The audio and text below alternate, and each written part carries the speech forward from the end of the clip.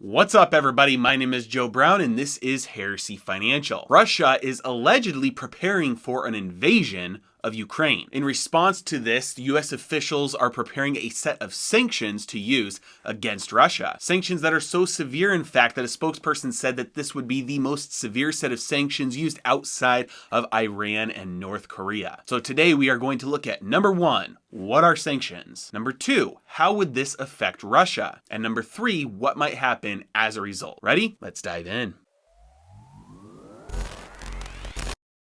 All right, so number one, what are sanctions? Sanctions are simply any economic restrictions placed on one country by another country. They could be as simple as imposing licensing regulations on imports or exports. They could also be things like tariffs to make one country's goods more expensive. Now, other times sanctions are coordinated with other countries that do trade with a country. So you might have multiple countries say, hey, we are all going to impose a certain tariff on your good unless you change something. Other times you might even see assets being frozen by countries if the country who's getting the sanctions put on them has assets that are held in the country that is imposing those sanctions. And then finally, for countries like the United States, you can impose restrictions on the use of your currency. And the reality is that most international trade is done with dollars through the SWIFT system. That's the International Dollar Payment System. So this one is the big gun, locking a country out of being able to use the dollar, out of being able to use that dollar payments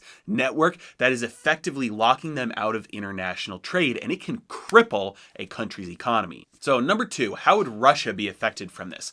Well, first of all, it's likely that the effect would not be as significant as US officials are hoping. Now, it appears that they're looking to implement a wide variety of all the different types of sanctions that I've mentioned. Various European countries will work with the United States so that these sanctions are not just from the United States, but they're from multiple trade partners. Tariffs and other restrictions would be used here. Further, it looks like there are some Russian oligarchs who have a lot of power in Russia, and they have assets held in some of these European countries. Those assets would likely be frozen. And if needed, they are also looking at pulling out the big gun, locking Russia out of using the SWIFT system, locking them out of being able to use the dollar.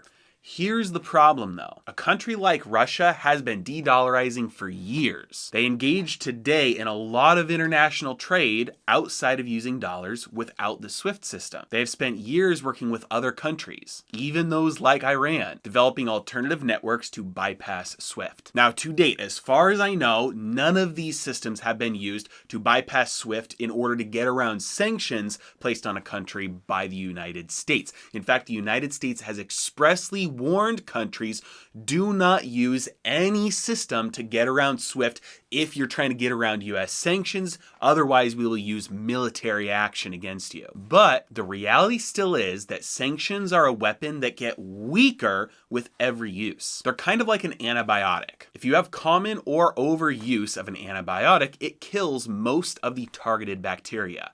But never all. There will always be some that for one reason or another are a little bit stronger, a little bit more resistant. And after everyone else is wiped out from the antibiotic, it leaves no competition for the stronger ones to multiply. And after years or decades, the antibiotic is then rendered completely impotent because the only bacteria left are the offspring of the resistant strains. Similarly, every time a sanction is put in place, it creates the incentive to de-dollarize. It creates the incentive to build an alternate system. It creates the incentive to trade in other currencies that don't bully you into following their rules. By weaponizing the dollar, it creates an environment that breeds the tools for its own demise. Now, as a side note, please do not take this as any defense of Russia's potential or actual military actions. I can hear the response already. Well, what would you rather the US do? Just let Russia invade the world? This video is about one thing only, and that is the results of using a currency as a weapon. That's it. So, what might happen as a result? Well, if for whatever reason Russia does decide to move forward with invading the Ukraine, sanctions probably aren't going to change their mind about it. It's very likely they've already calculated the cost, and